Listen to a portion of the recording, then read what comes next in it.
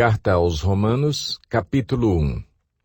Paulo, servo de Cristo Jesus, chamado para ser apóstolo, separado para o Evangelho de Deus, o qual foi prometido por ele de antemão, por meio dos seus profetas nas Escrituras Sagradas, acerca de seu filho, que, como homem, era descendente de Davi, e que, mediante o Espírito de Santidade, foi declarado Filho de Deus com poder, pela sua ressurreição dentre os mortos, Jesus Cristo, nosso Senhor. Por meio dele, e por causa do seu nome, recebemos graça e apostolado, para chamar dentre todas as nações um povo para a obediência que vem pela fé. E vocês também estão entre os chamados para pertencerem a Jesus Cristo. A todos os que em Roma são amados de Deus e chamados para serem santos. A vocês, graça e paz da parte de Deus, nosso Pai, e do Senhor Jesus Cristo.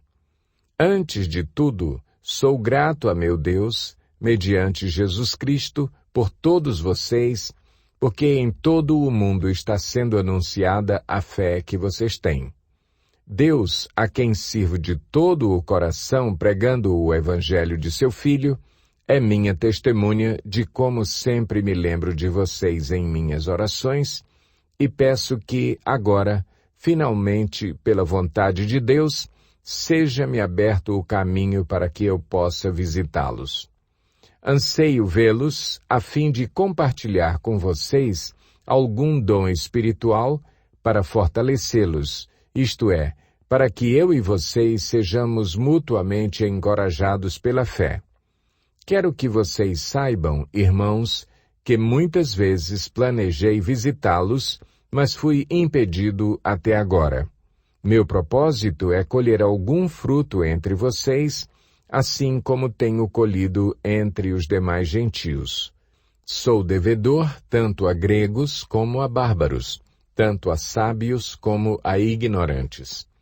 Por isso estou disposto a pregar o Evangelho também a vocês que estão em Roma. Não me envergonho do Evangelho, porque é o poder de Deus para a salvação de todo aquele que crê, primeiro do judeu, depois do grego. Porque no Evangelho é revelada a justiça de Deus, uma justiça que do princípio ao fim é pela fé, como está escrito, o justo viverá pela fé. Portanto, a ira de Deus é revelada dos céus contra toda impiedade e injustiça dos homens que suprimem a verdade pela injustiça, pois o que de Deus se pode conhecer é manifesto entre eles, porque Deus lhes manifestou.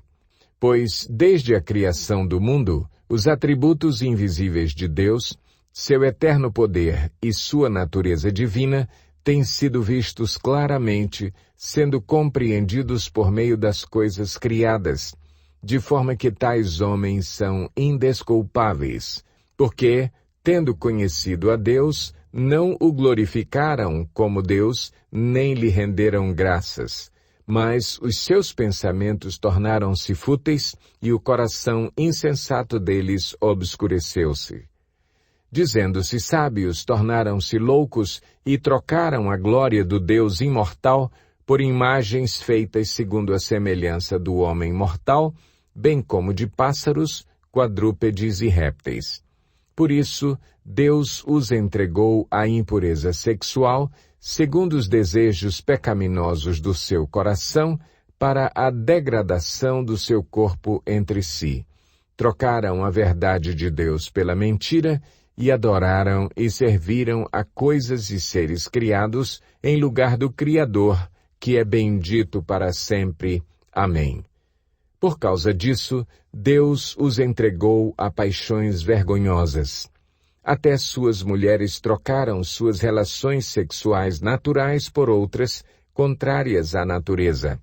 Da mesma forma, os homens também abandonaram as relações naturais com as mulheres e se inflamaram de paixão uns pelos outros.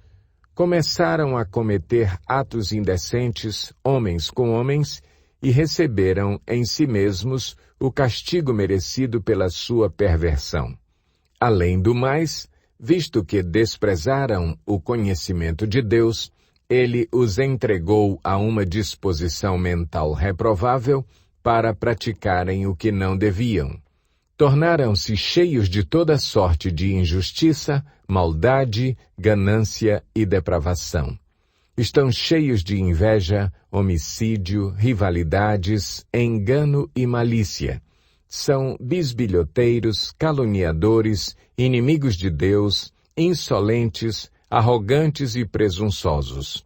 Inventam maneiras de praticar o mal.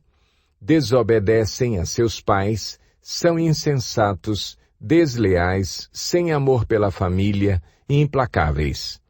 Embora conheçam o justo decreto de Deus de que as pessoas que praticam tais coisas merecem a morte, não somente continuam a praticá-las, mas também aprovam aqueles que as praticam.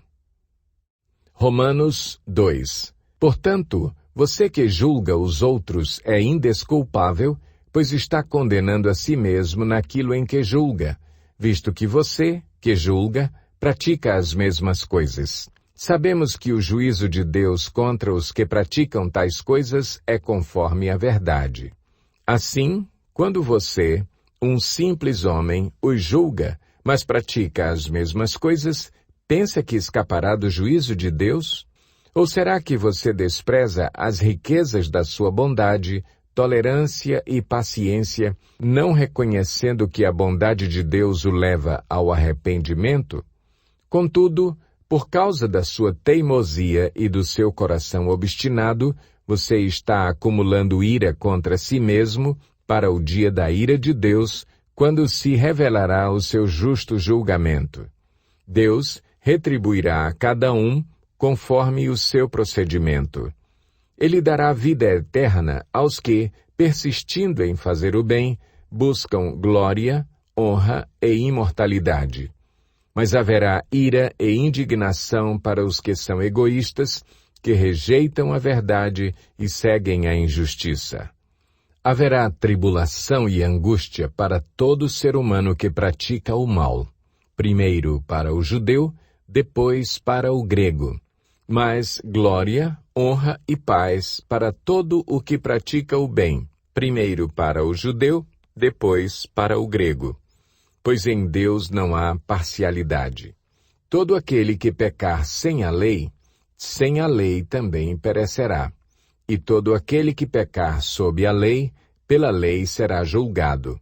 Porque não são os que ouvem a lei que são justos aos olhos de Deus, mas os que obedecem à lei, estes serão declarados justos. De fato, quando os gentios que não têm a lei praticam naturalmente o que ela ordena, tornam-se lei para si mesmos, embora não possuam a lei, pois mostram que as exigências da lei estão gravadas em seu coração.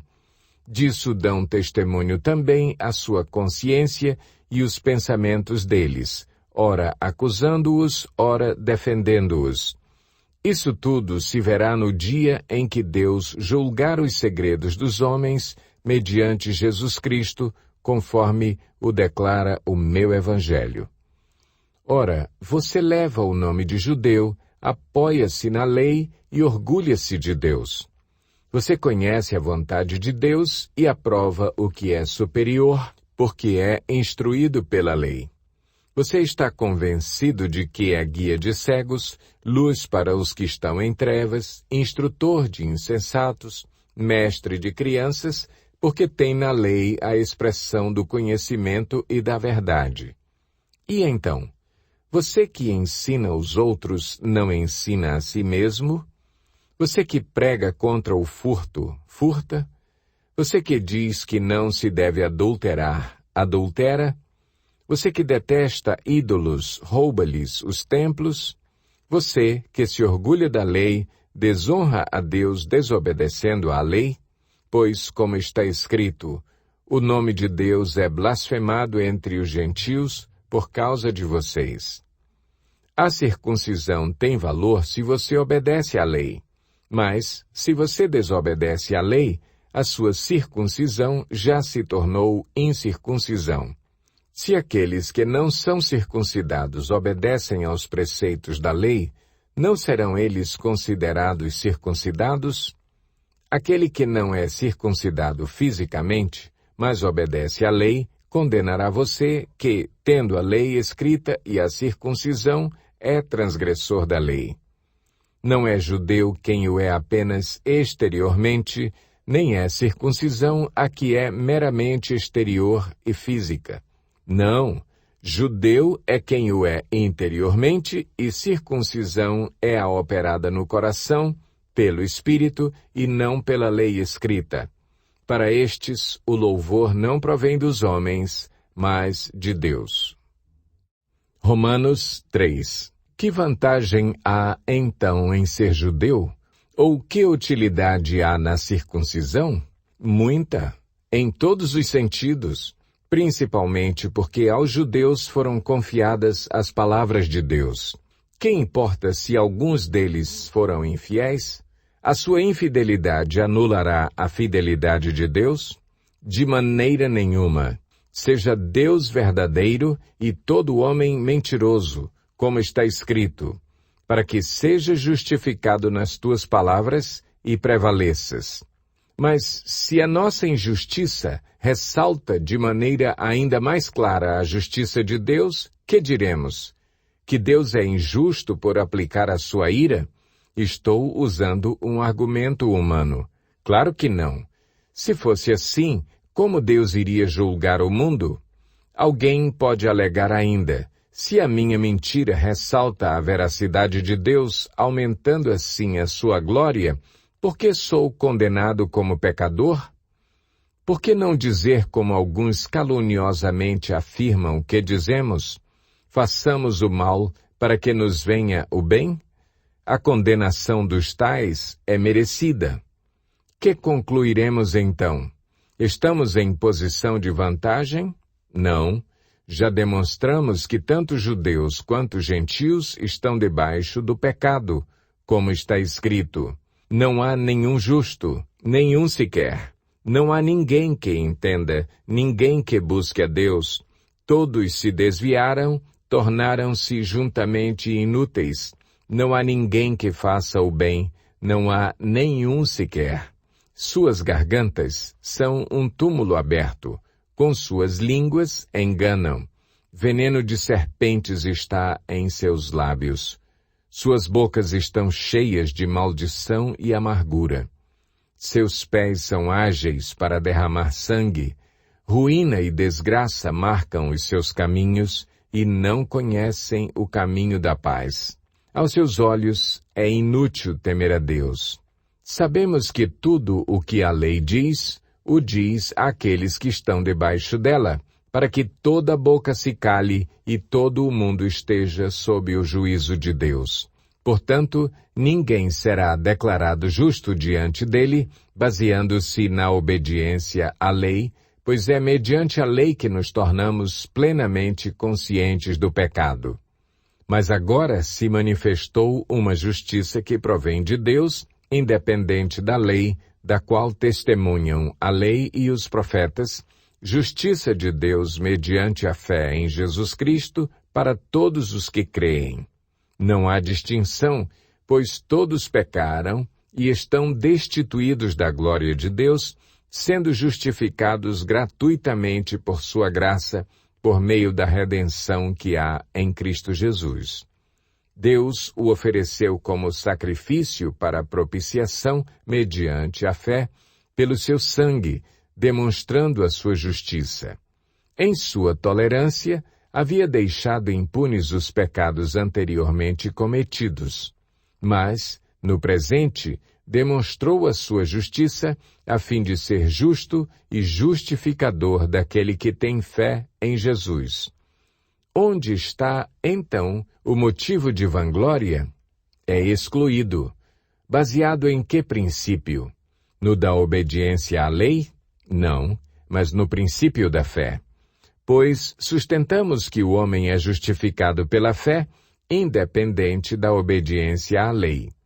Deus é Deus apenas dos judeus?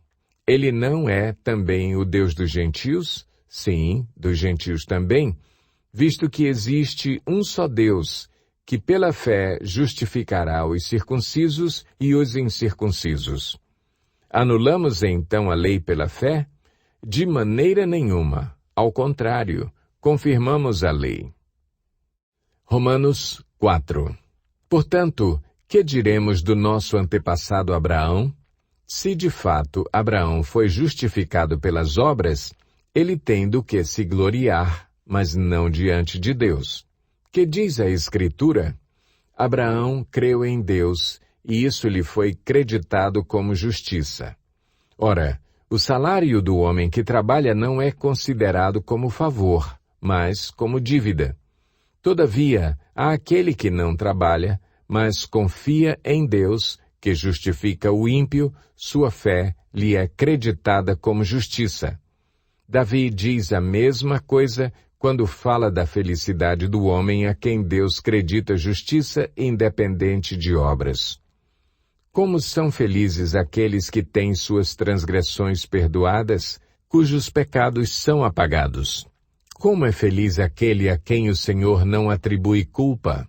Destina-se esta felicidade apenas aos circuncisos ou também aos incircuncisos?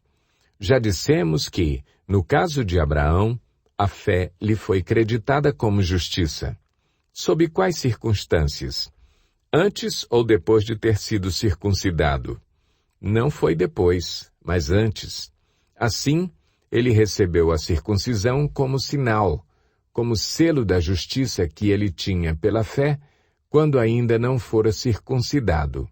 Portanto, ele é o pai de todos os que creem, sem terem sido circuncidados, a fim de que a justiça fosse creditada também a eles, e é igualmente o pai dos circuncisos, que não somente são circuncisos, mas também andam nos passos da fé que teve nosso pai Abraão antes de passar pela circuncisão.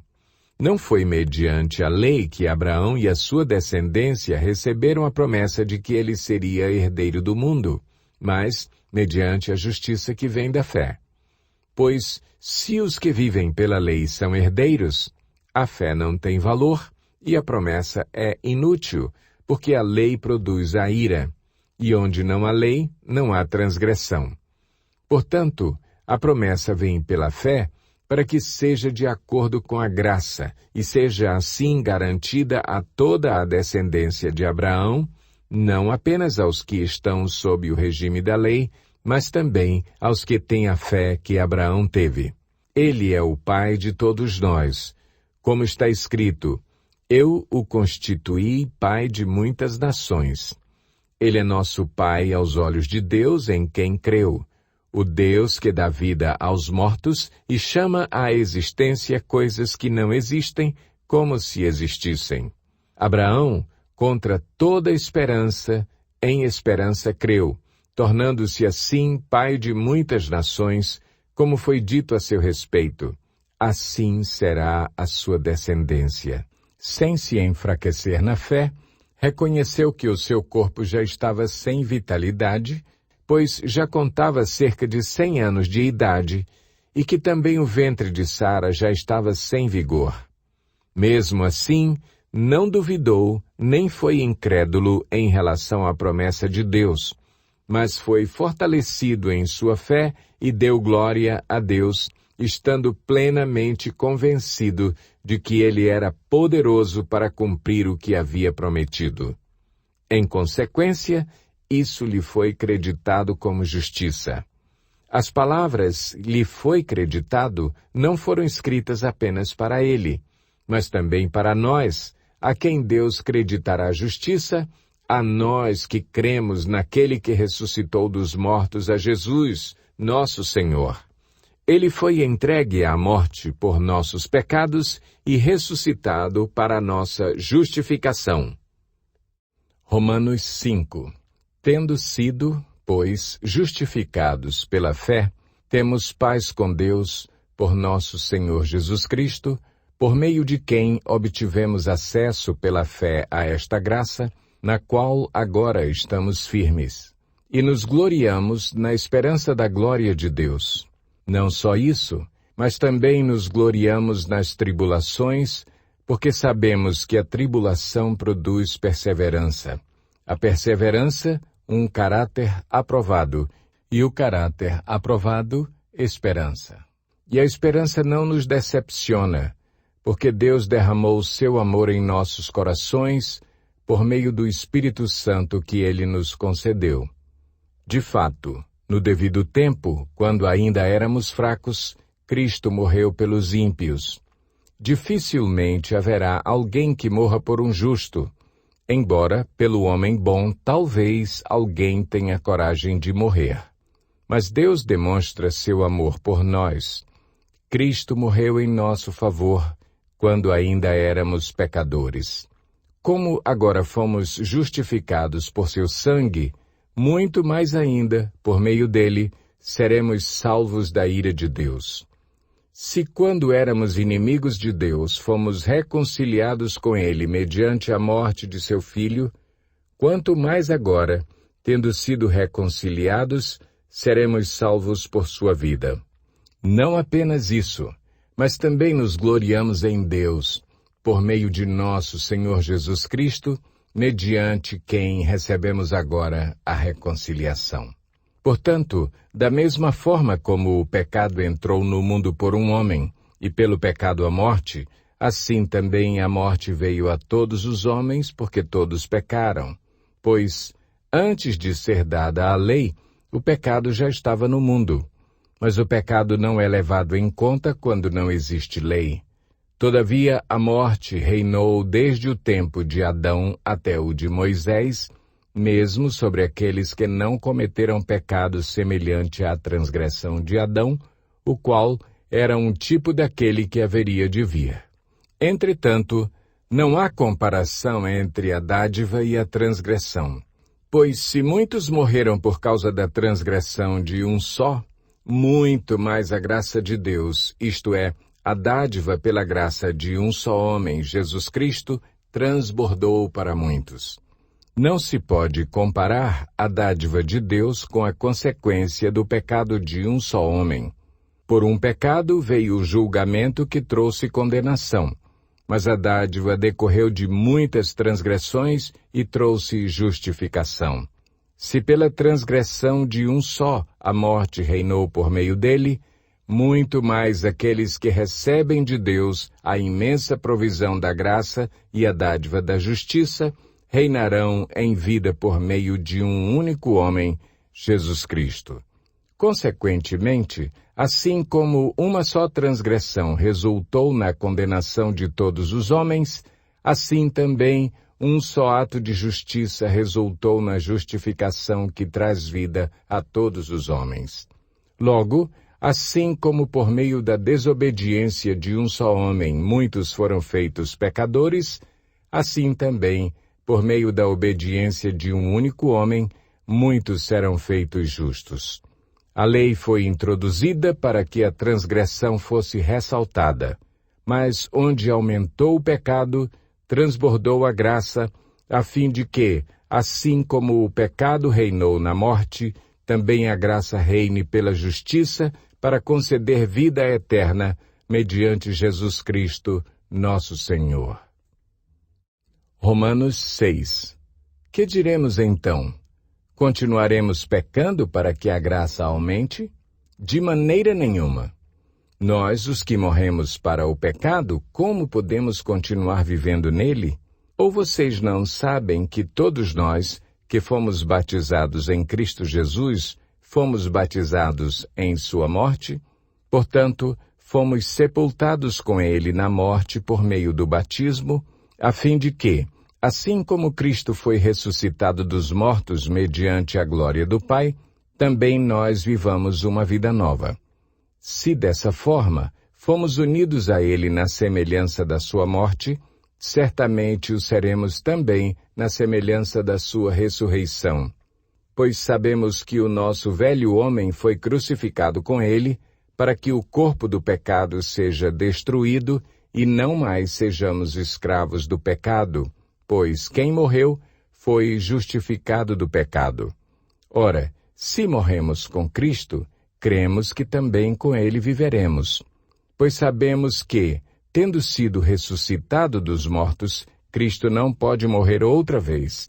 A morte não tem mais domínio sobre ele, porque morrendo, ele morreu para o pecado uma vez por todas, mas vivendo, vive para Deus. Da mesma forma, considerem-se mortos para o pecado, mas vivos para Deus em Cristo Jesus. Portanto, não permitam que o pecado continue dominando os seus corpos mortais, fazendo que vocês obedeçam aos seus desejos. Não ofereçam os membros do corpo de vocês ao pecado como instrumentos de injustiça. Antes, ofereçam-se a Deus como quem voltou da morte para a vida, e ofereçam os membros do corpo de vocês a Ele como instrumentos de justiça. Pois o pecado não os dominará, porque vocês não estão debaixo da lei, mas debaixo da graça. E então, vamos pecar porque não estamos debaixo da lei, mas debaixo da graça? De maneira nenhuma.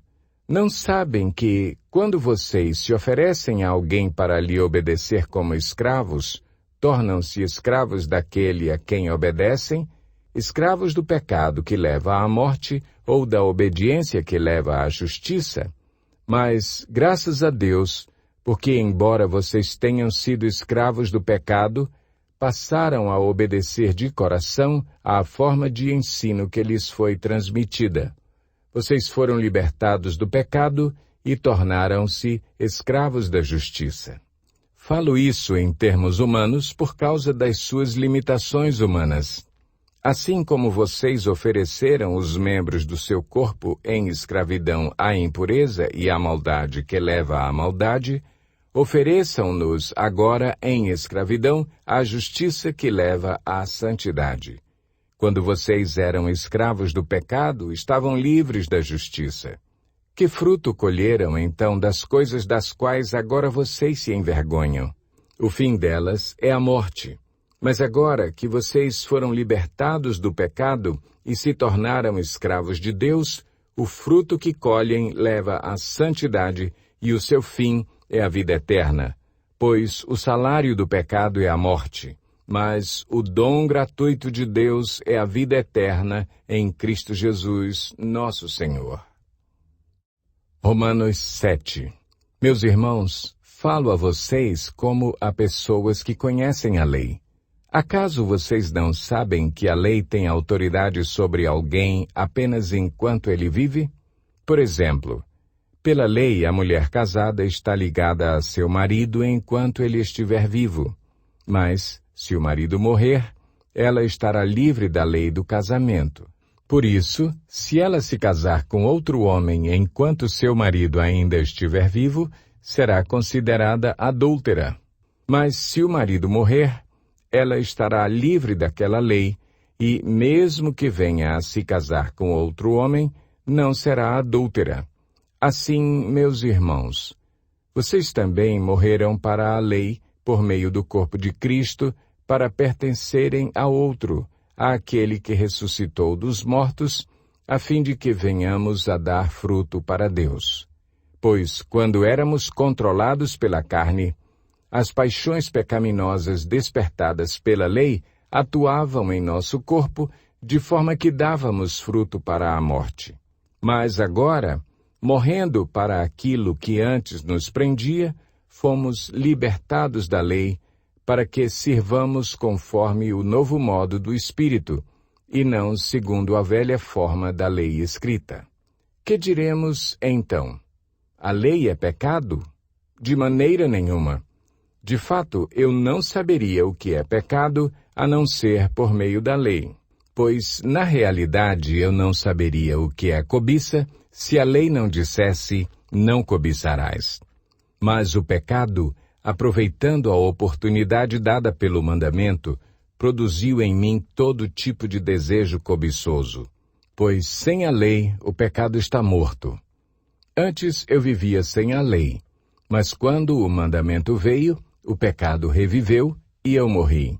Descobri que o próprio mandamento, destinado a produzir vida, na verdade, produziu morte, pois o pecado, aproveitando a oportunidade dada pelo mandamento, enganou-me e por meio do mandamento me matou. De fato, a lei é santa, e o mandamento é santo, justo e bom. E então o que é bom se tornou em morte para mim? De maneira nenhuma. Mas, para que o pecado se mostrasse como pecado, ele produziu morte em mim por meio do que era bom, de modo que, por meio do mandamento, ele se mostrasse extremamente pecaminoso.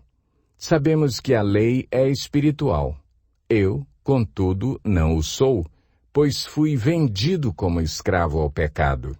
Não entendo o que faço, pois não faço o que desejo, mas o que odeio.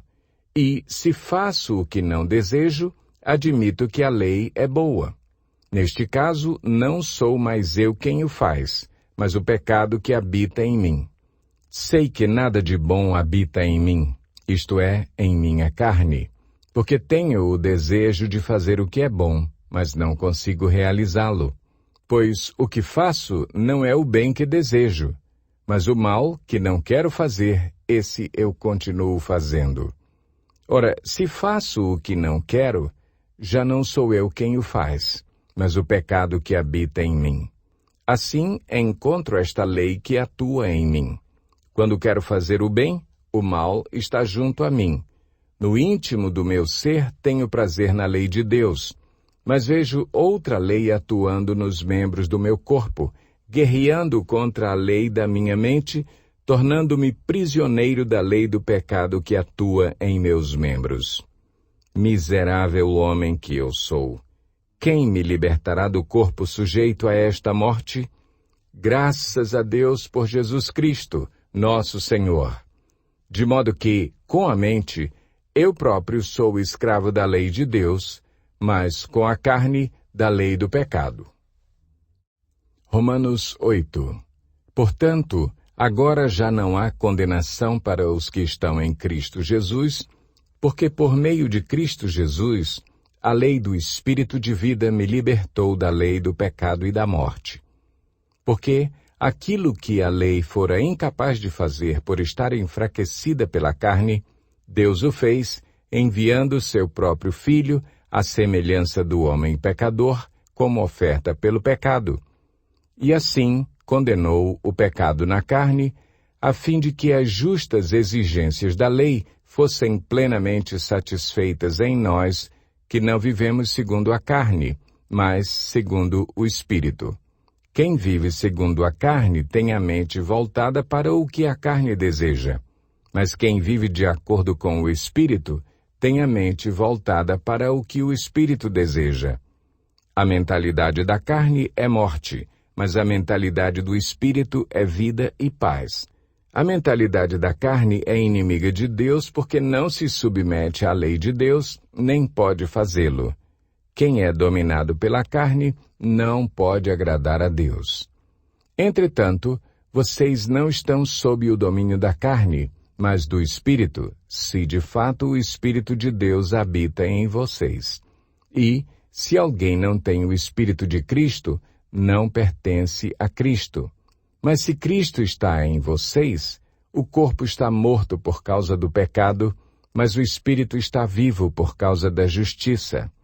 E, se o Espírito daquele que ressuscitou Jesus dentre os mortos habita em vocês, aquele que ressuscitou a Cristo dentre os mortos também dará vida a seus corpos mortais por meio do seu Espírito que habita em vocês.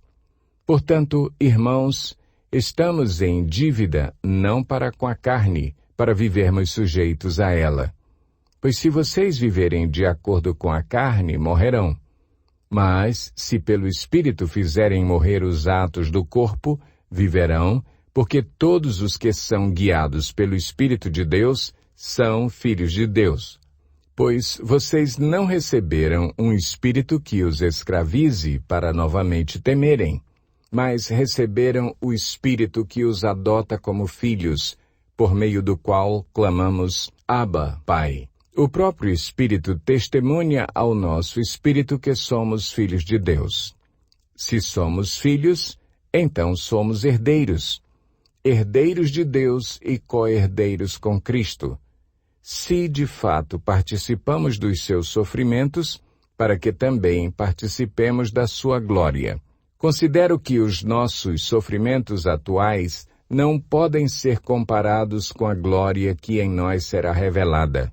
A natureza criada aguarda, com grande expectativa, que os filhos de Deus sejam revelados, pois ela foi submetida à inutilidade, não pela sua própria escolha, mas por causa da vontade daquele que a sujeitou, na esperança de que a própria natureza criada será libertada da escravidão da decadência em que se encontra, recebendo a gloriosa liberdade dos filhos de Deus. Sabemos que toda a natureza criada geme até agora como em dores de parto. E não só isso, mas nós mesmos, que temos os primeiros frutos do Espírito, gememos interiormente, esperando ansiosamente nossa adoção como filhos, a redenção do nosso corpo. Pois nessa esperança fomos salvos. Mas esperança que se vê não é esperança. Quem espera por aquilo que está vendo? Mas se esperamos o que ainda não vemos, aguardamo-lo pacientemente. Da mesma forma, o Espírito nos ajuda em nossa fraqueza, pois não sabemos como orar. Mas o próprio Espírito intercede por nós com gemidos inexprimíveis. E aquele que sonda os corações conhece a intenção do Espírito, porque o Espírito intercede pelos santos de acordo com a vontade de Deus. Sabemos que Deus age em todas as coisas para o bem daqueles que o amam, dos que foram chamados de acordo com o seu propósito. Pois aqueles que de antemão conheceu, também os predestinou para serem conformes à imagem de seu Filho, a fim de que ele seja o primogênito entre muitos irmãos.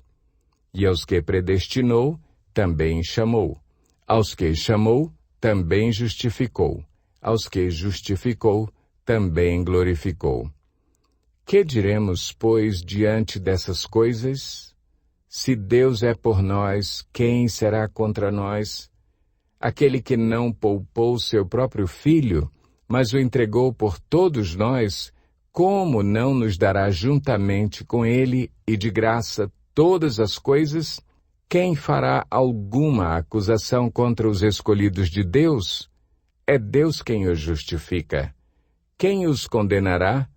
Foi Cristo Jesus que morreu, e mais, que ressuscitou e está à direita de Deus e também intercede por nós.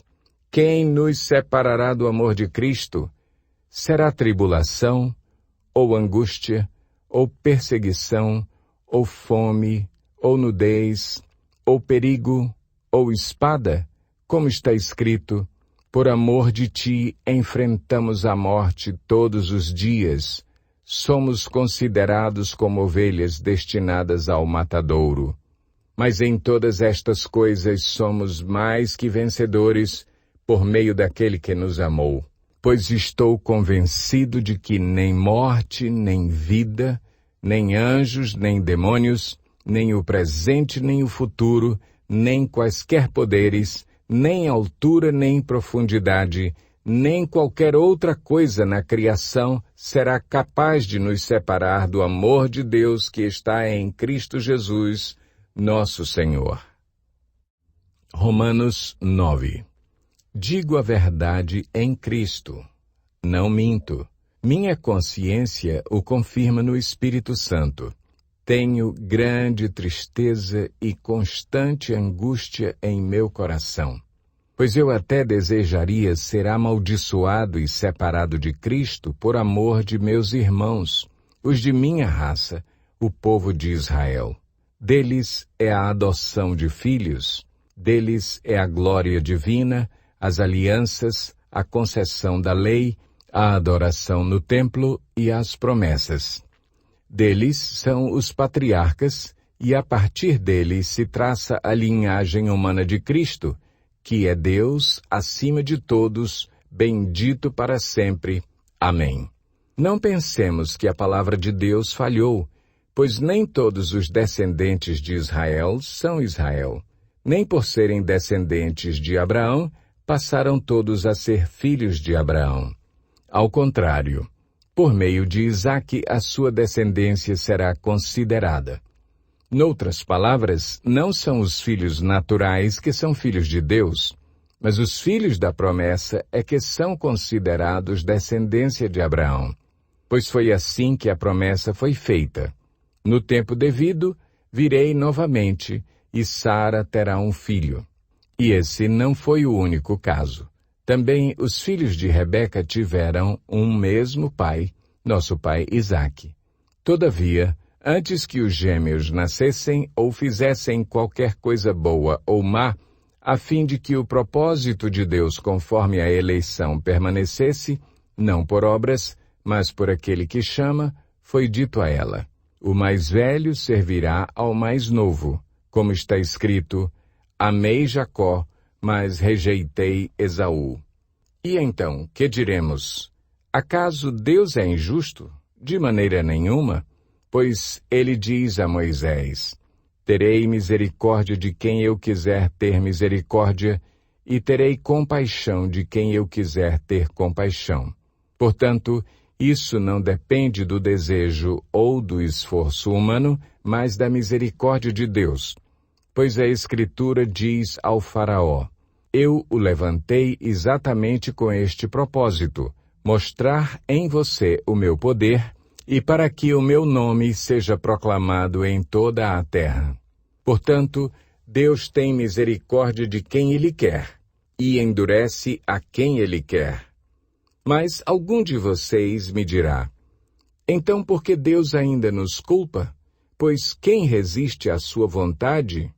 Mas quem é você, ó homem, para questionar a Deus? Acaso aquilo que é formado pode dizer ao que o formou: por que me fizeste assim? O oleiro não tem direito de fazer do mesmo barro um vaso para fins nobres e outro para uso desonroso? E se Deus, querendo mostrar a sua ira e tornar conhecido o seu poder, suportou com grande paciência os vasos de sua ira, preparados para a destruição?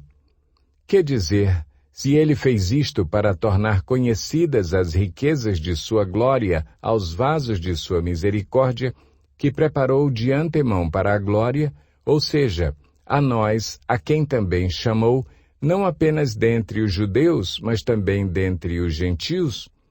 Como ele diz em Oséias: chamarei meu povo a quem não é meu povo, e chamarei minha amada a quem não é minha amada. E acontecerá que, no mesmo lugar em que se lhes declarou: vocês não são meu povo, eles serão chamados filhos do Deus vivo. Isaías exclama com relação a Israel: embora o número dos israelitas seja como a areia do mar, apenas o remanescente será salvo, pois o Senhor executará na terra a sua sentença, rápida e definitivamente. Como anteriormente disse Isaías: se o Senhor dos Exércitos não nos tivesse deixado descendentes, já estaríamos como Sodoma e semelhantes a Gomorra. Que diremos então? Os gentios que não buscavam justiça a obtiveram, uma justiça que vem da fé, mas Israel, que buscava uma lei que trouxesse justiça, não a alcançou. Por que não? Porque não a buscava pela fé, mas como se fosse por obras. Eles tropeçaram na pedra de tropeço, como está escrito: eis que ponho em Sião uma pedra de tropeço e uma rocha que faz cair, e aquele que nela confia jamais será envergonhado. Romanos 10. Irmãos, o desejo do meu coração e a minha oração a Deus pelos israelitas é que eles sejam salvos. Posso testemunhar que eles têm zelo por Deus, mas o seu zelo não se baseia no conhecimento, porquanto, ignorando a justiça que vem de Deus e procurando estabelecer a sua própria, não se submeteram à justiça de Deus. Porque o fim da lei é Cristo, para a justificação de todo o que crê. Moisés descreve desta forma a justiça que vem da lei. O homem que fizer estas coisas viverá por meio delas. Mas a justiça que vem da fé diz: não diga em seu coração: quem subirá aos céus? Isto é, para fazer Cristo descer?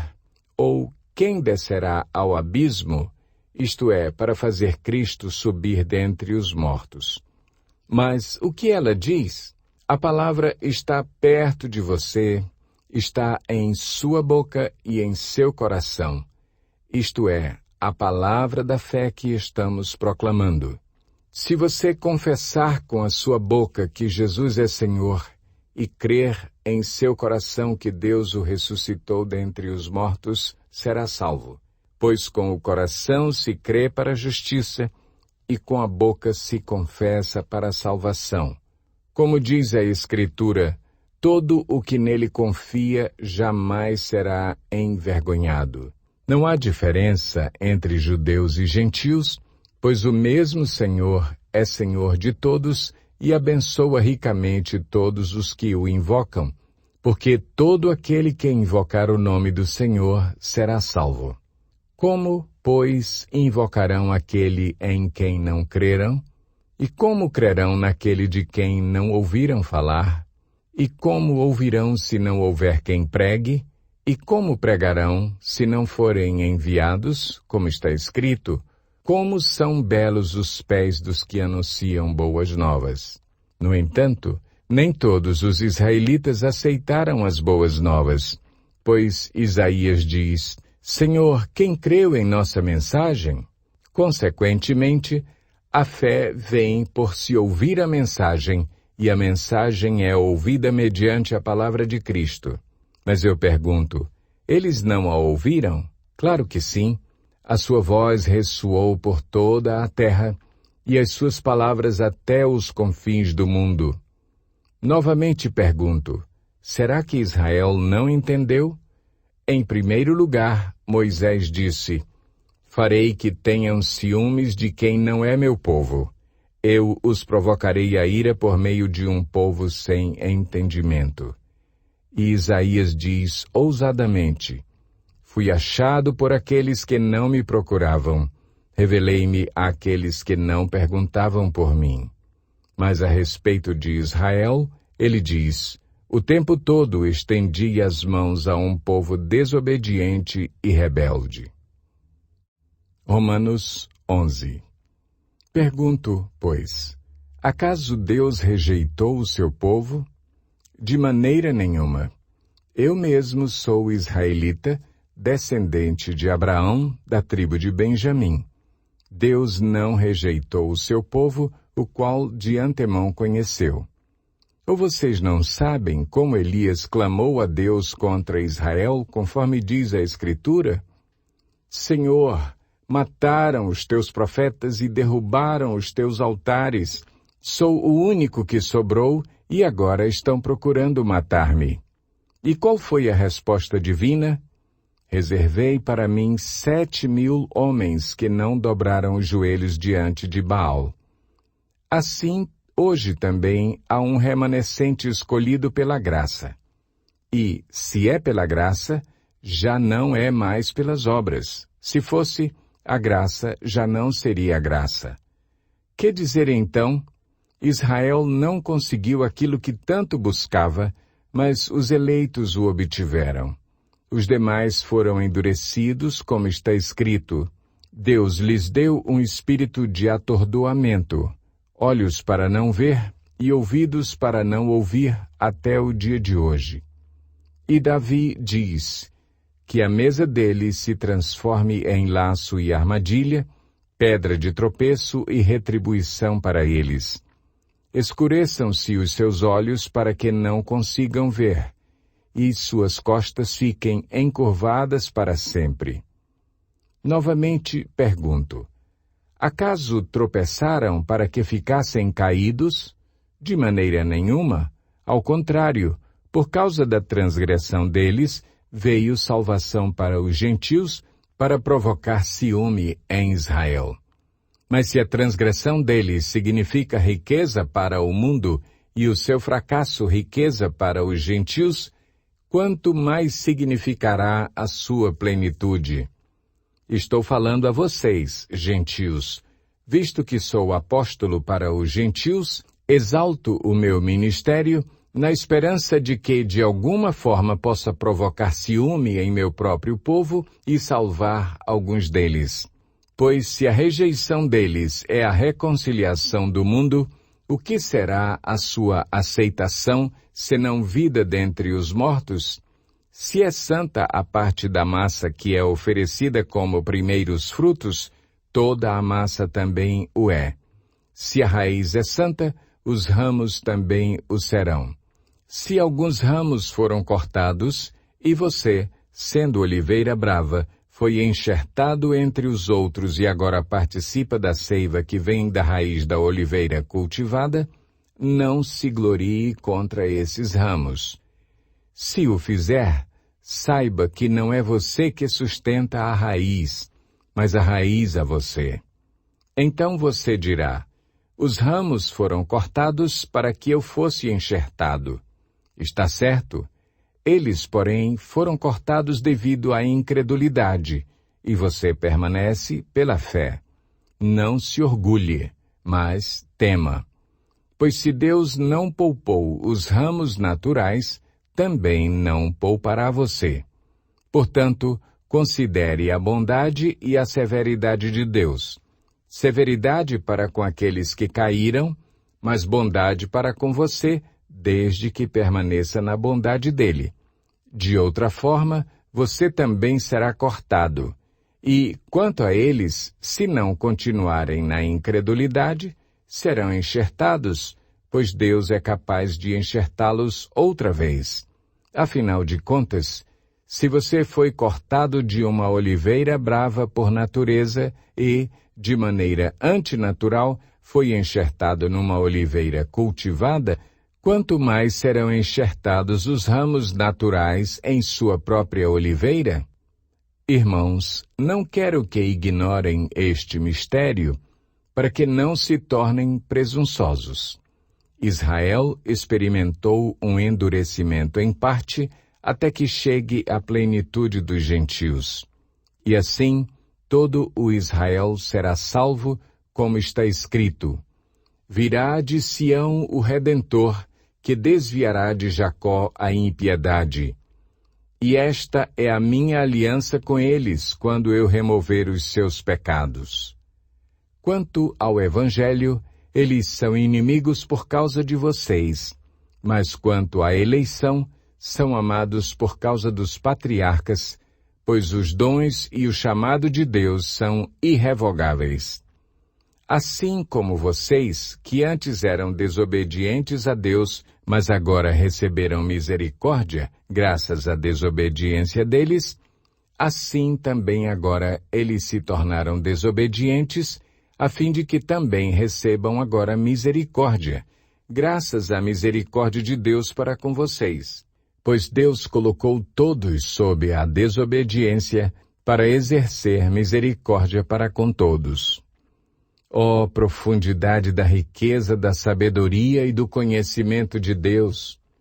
Quão insondáveis são os seus juízos e inescrutáveis os seus caminhos! Quem conheceu a mente do Senhor? Ou quem foi seu conselheiro? Quem primeiro lhe deu, para que ele o recompense? Pois dele, por ele e para ele são todas as coisas. A ele seja a glória para sempre. Amém. Romanos 12.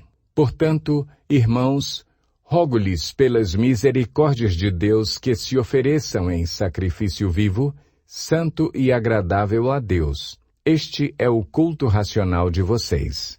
Não se amoldem ao padrão deste mundo, mas transformem-se pela renovação da sua mente, para que sejam capazes de experimentar e comprovar a boa, agradável e perfeita vontade de Deus. Por isso, pela graça que me foi dada, digo a todos vocês: ninguém tenha de si mesmo um conceito mais elevado do que deve ter.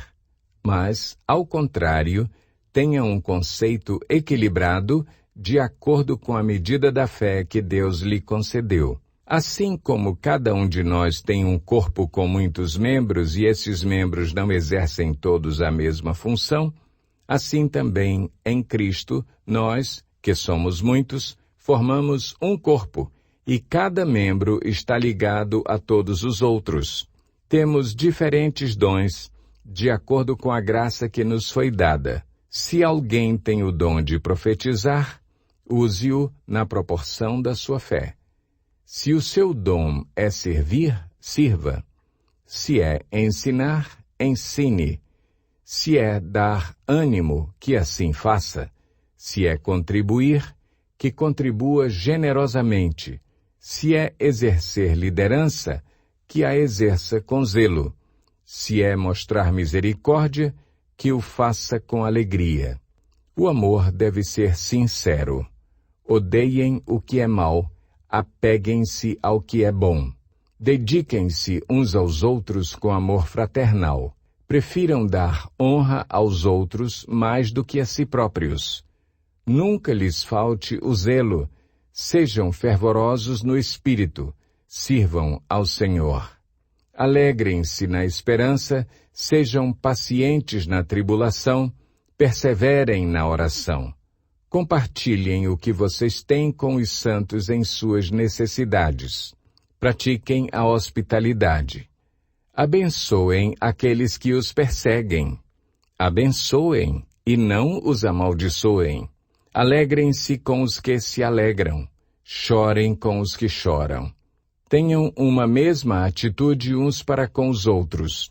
Não sejam orgulhosos, mas estejam dispostos a associar-se a pessoas de posição inferior. Não sejam sábios aos seus próprios olhos. Não retribuam a ninguém mal por mal. Procurem fazer o que é correto aos olhos de todos. Façam todo o possível para viver em paz com todos. Amados, nunca procurem vingar-se, mas deixem com Deus a ira, pois está escrito: minha é a vingança, eu retribuirei, diz o Senhor. Ao contrário, se o seu inimigo tiver fome, dê-lhe de comer. Se tiver sede, dê-lhe de beber. Fazendo isso, você amontoará brasas vivas sobre a cabeça dele. Não se deixem vencer pelo mal, mas vençam o mal com o bem. Romanos 13. Todos devem sujeitar-se às autoridades governamentais, pois não há autoridade que não venha de Deus. As autoridades que existem foram por ele estabelecidas. Portanto, aquele que se rebela contra a autoridade está se colocando contra o que Deus instituiu, e aqueles que assim procedem trazem condenação sobre si mesmos. Pois os governantes não devem ser temidos, a não ser pelos que praticam o mal. Você quer viver livre do medo da autoridade? Pratique o bem, e ela o enaltecerá, pois é serva de Deus para o seu bem. Mas se você praticar o mal, tenha medo, pois ela não porta a espada sem motivo. É serva de Deus, agente da justiça para punir quem pratica o mal. Portanto, é necessário que sejamos submissos às autoridades, não apenas por causa da possibilidade de uma punição, mas também por questão de consciência. É por isso também que vocês pagam imposto, pois as autoridades estão a serviço de Deus, sempre dedicadas a esse trabalho. Deem a cada um o que lhe é devido. Se imposto, imposto. Se tributo, tributo. Se temor, temor. Se honra, honra. Não devam nada a ninguém a não ser o amor de uns pelos outros, pois aquele que ama seu próximo tem cumprido a lei. Pois estes mandamentos: não adulterarás, não matarás, não furtarás, não cobiçarás, e qualquer outro mandamento, todos se resumem neste preceito: ame o seu próximo como a si mesmo. o amor não pratica o mal contra o próximo. Portanto, o amor é o cumprimento da lei. Façam isso compreendendo o tempo em que vivemos. Chegou a hora de vocês despertarem do sono, porque agora a nossa salvação está mais próxima do que quando cremos. A noite está quase acabando. O dia logo vem. Portanto, deixemos de lado as obras das trevas e revistamo-nos da armadura da luz. Comportemo-nos com decência, como quem age à luz do dia, não em orgias e bebedeiras, não em imoralidade sexual e depravação, não em desavença e inveja. Ao contrário, revistam-se do Senhor Jesus Cristo e não fiquem premeditando como satisfazer os desejos da carne. Romanos 14. Aceitem o que é fraco na fé, sem discutir assuntos controvertidos. Um crê que pode comer de tudo, já outro, cuja fé é fraca, come apenas alimentos vegetais. Aquele que come de tudo não deve desprezar o que não come, e aquele que não come de tudo não deve condenar aquele que come, pois Deus o aceitou. Quem é você para julgar o servo alheio? É para o seu Senhor que ele está em pé ou cai, e ficará em pé, pois o Senhor é capaz de o sustentar. Há quem considere um dia mais sagrado que outro. Há quem considere iguais todos os dias. Cada um deve estar plenamente convicto em sua própria mente. Aquele que considera um dia como especial, para o Senhor assim o faz. Aquele que come carne, come para o Senhor, pois dá graças a Deus. E aquele que se abstém, para o Senhor se abstém e dá graças a Deus. Pois nenhum de nós vive apenas para si, e nenhum de nós morre apenas para si. Se vivemos, vivemos para o Senhor, e, se morremos, morremos para o Senhor. Assim, quer vivamos, quer morramos, pertencemos ao Senhor. Por esta razão, Cristo morreu e voltou a viver, para ser Senhor de vivos e de mortos. Portanto, você, por que julga seu irmão? E por que despreza seu irmão? Pois todos compareceremos diante do tribunal de Deus, porque está escrito: por mim mesmo jurei, diz o Senhor. Diante de mim todo joelho se dobrará, e toda língua confessará que sou Deus. Assim, cada um de nós prestará contas de si mesmo a Deus. Portanto, deixemos de julgar uns aos outros. Em vez disso, façamos o propósito de não colocar pedra de tropeço ou obstáculo no caminho do irmão. Como alguém que está no Senhor Jesus, tenho plena convicção de que nenhum alimento é por si mesmo impuro, a não ser para quem assim o considere. Para ele é impuro. Se o seu irmão se entristece devido ao que você come, você já não está agindo por amor. Por causa da sua comida, não destrua seu irmão, por quem Cristo morreu. Aquilo que é bom para vocês não se torne objeto de maledicência, pois o reino de Deus não é comida nem bebida, mas justiça, paz e alegria no Espírito Santo. Aquele que assim serve a Cristo é agradável a Deus e aprovado pelos homens. Por isso, esforcemo-nos em promover tudo quanto conduz à paz e à edificação mútua. Não destrua a obra de Deus por causa da comida. Todo alimento é puro, mas é errado comer qualquer coisa que faça os outros tropeçarem. É melhor não comer carne, nem beber vinho, nem fazer qualquer outra coisa que leve seu irmão a cair. Assim, seja qual for o seu modo de crer a respeito destas coisas, que isso permaneça entre você e Deus. Feliz é o homem que não se condena naquilo que aprova. Mas aquele que tem dúvida é condenado se comer, porque não come com fé. E tudo o que não provém da fé é pecado. Romanos 15. Nós, que somos fortes, devemos suportar as fraquezas dos fracos e não agradar a nós mesmos. Cada um de nós deve agradar ao seu próximo para o bem dele, a fim de edificá-lo. Pois também Cristo não agradou a si próprio, mas, como está escrito, os insultos daqueles que te insultam caíram sobre mim. Pois tudo o que foi escrito no passado foi escrito para nos ensinar, de forma que, por meio da perseverança e do bom ânimo procedentes das Escrituras, mantenhamos a nossa esperança. O Deus que concede perseverança e ânimo, dê-lhes um espírito de unidade segundo Cristo Jesus, para que, com um só coração e uma só voz, vocês glorifiquem ao Deus e Pai de nosso Senhor Jesus Cristo. Portanto, aceitem-se uns aos outros da mesma forma que Cristo os aceitou, a fim de que vocês glorifiquem a Deus. Pois eu lhes digo que Cristo se tornou servo dos que são da circuncisão, por amor à verdade de Deus, para confirmar as promessas feitas aos patriarcas, a fim de que os gentios glorifiquem a Deus por sua misericórdia, como está escrito.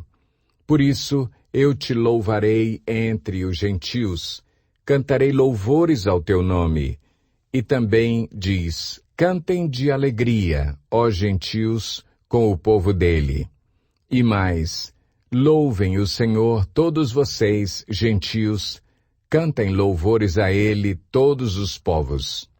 E Isaías também diz, brotará a raiz de Jessé, aquele que se levantará para reinar sobre os gentios. Estes colocarão nele a sua esperança. Que o Deus da esperança os encha de toda alegria e paz por sua confiança nele, para que vocês transbordem de esperança pelo poder do Espírito Santo. Meus irmãos, eu mesmo estou convencido de que vocês estão cheios de bondade e plenamente instruídos, sendo capazes de aconselhar-se uns aos outros. A respeito de alguns assuntos, eu lhes escrevi com toda a franqueza, principalmente para fazê-los lembrar-se novamente deles, por causa da graça que Deus me deu de ser um ministro de Cristo Jesus para os gentios, com o dever sacerdotal de proclamar o Evangelho de Deus, para que os gentios se tornem uma oferta aceitável a Deus, santificados pelo Espírito Santo. Portanto, eu me glorio em Cristo Jesus em meu serviço a Deus. Não me atrevo a falar de nada, exceto daquilo que Cristo realizou por meu intermédio, em palavra e em ação, a fim de levar os gentios a obedecerem a Deus, pelo poder de sinais e maravilhas e por meio do poder do Espírito de Deus. Assim, desde Jerusalém e arredores até o Ilírico, proclamei plenamente o Evangelho de Cristo. Sempre fiz questão de pregar o Evangelho onde Cristo ainda não era conhecido, de forma que não estivesse edificando sobre alicerce de outro. Mas antes, como está escrito, hão de vê-lo aqueles que não tinham ouvido falar dele, e o entenderão aqueles que não o haviam escutado. É por isso que muitas vezes fui impedido de chegar até vocês. Mas agora, não havendo nestas regiões nenhum lugar em que precise trabalhar, e visto que há muitos anos anseio vê-los, planejo fazê-lo quando for à Espanha. Espero visitá-los de passagem e dar-lhes a oportunidade de me ajudarem em minha viagem para lá, depois de ter desfrutado um pouco da companhia de vocês. Agora, porém, estou de partida para Jerusalém a serviço dos santos, pois a Macedônia e a Acaia tiveram a alegria de contribuir para os pobres dentre os santos de Jerusalém. Tiveram prazer nisso e, de fato, são devedores aos santos de Jerusalém. Pois se os gentios participaram das bênçãos espirituais dos judeus, devem também servir aos judeus com seus bens materiais. Assim, Depois de completar essa tarefa e de ter a certeza de que eles receberam esse fruto, irei à Espanha e visitarei vocês de passagem. Sei que, quando for visitá-los, irei na plenitude da bênção de Cristo. Recomendo-lhes, irmãos, por nosso Senhor Jesus Cristo e pelo amor do Espírito, que se unam a mim em minha luta, orando a Deus em meu favor. Orem para que eu esteja livre dos descrentes da Judeia e que o meu serviço em Jerusalém seja aceitável aos santos, de forma que, pela vontade de Deus, eu os visite com alegria e, juntamente com vocês, desfrute de um período de refrigério. O Deus da paz seja com todos vocês. Amém. Romanos 16. Recomendo-lhes nossa irmã Febe, serva da igreja em Cencreia. Peço que a recebam no Senhor, de maneira digna dos santos, e lhe prestem a ajuda de que venha a necessitar, pois tem sido de grande auxílio para muita gente, inclusive para mim. Saúdem Priscila e Áquila, meus colaboradores em Cristo Jesus. Arriscaram a vida por mim, sou grato a eles, não apenas eu, mas todas as igrejas dos gentios. Saúdem também a igreja que se reúne na casa deles. Saúdem meu amado irmão Epêneto, que foi o primeiro convertido a Cristo na província da Ásia. Saúdem Maria, que trabalhou arduamente por vocês. Saúdem Andrônico e Júnias, meus parentes que estiveram na prisão comigo. São notáveis entre os apóstolos e estavam em Cristo antes de mim.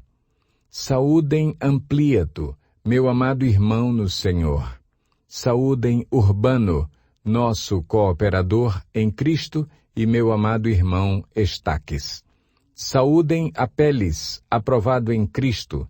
Saúdem os que pertencem à casa de Aristóbulo.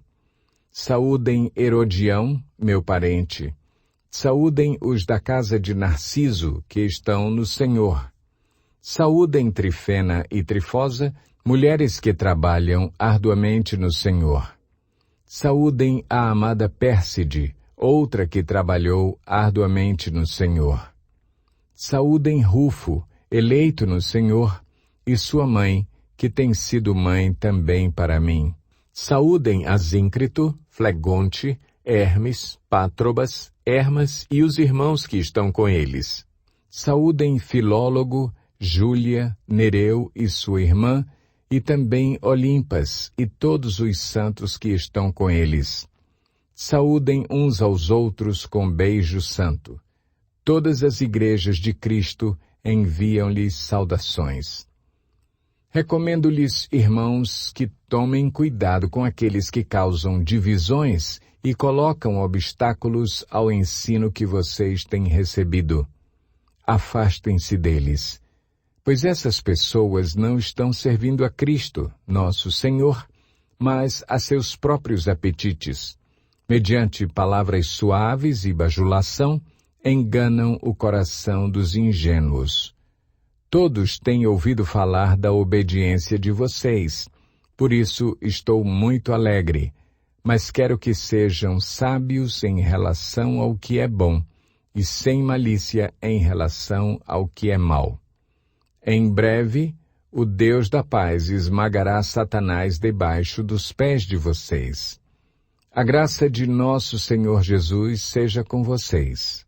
Timóteo, meu cooperador, envia-lhes saudações, bem como Lúcio, Jason e Sosípatro, meus parentes.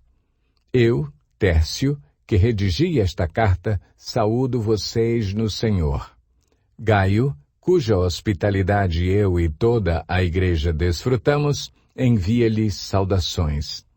Erasto, administrador da cidade, e nosso irmão Quarto, enviam-lhes saudações. Que a graça de nosso Senhor Jesus Cristo seja com vocês todos. Amém. Ora, àquele que tem poder para confirmá-los pelo meu evangelho e pela proclamação de Jesus Cristo, de acordo com a revelação do mistério oculto nos tempos passados, mas agora revelado e dado a conhecer pelas Escrituras proféticas por ordem do Deus eterno, para que todas as nações venham a crer nele e a obedecer-lhe. Sim, ao único Deus sábio seja dada glória para todo o sempre, por meio de Jesus Cristo. Amém.